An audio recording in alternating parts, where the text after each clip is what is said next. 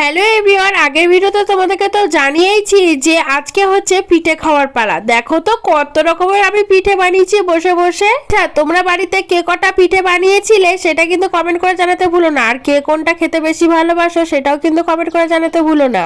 আমি বানিয়েছিলাম গুড়ের মালপোয়া, রসবড়া, খুলি পিঠে, সেদ্ধ পুলি আর পাটিসাপটা। আর তো গুড় তো এনেইছিলাম, তোমরা তো দেখেইছিলে কি যে দারুণ লাগছে সকালবেলা পিঠে খেতে, কি বলবো। জানো তো পৌষ সংক্রান্তির পরের দিনকে না এরকম ভাবে মুরগির লাশ পড়ে থাকে। অনেকেই মুরগির মাংস কেনে, কারণ আমাদের পাড়ায় সবাই মাংস খায়, কেননা আমাদের এখানে মুরগির লড়াই হয় আর সেই জন্য সবাই মাংস খায়। সবাই তো মোরগ লড়াই করে আর সবার বাড়ি বাড়ি মাংস হয়, সেই জন্য আমিও ভাবলাম 100 টাকার মাংস আনি। আর এদিকে দেখো কাটাকাটি করে বসে পড়েছি হচ্ছে আমি রান্না করতে, আর সঙ্গে নিয়েছিলাম আমুদি মাছ। আজকে লাচ্চা থালিতে আছে হচ্ছে মাংস আর বেগুন আলু দিয়ে আমুদি মাছ, আর সাথে পেঁয়াজ আর লঙ্কা। তারপর সন্ধ্যা হয়ে গেছিল, একটু আগুনে হাত পোয়ালাম। তারপরে আজকের মতো ভিডিওটা এইটুকু, আসি তবে বাই।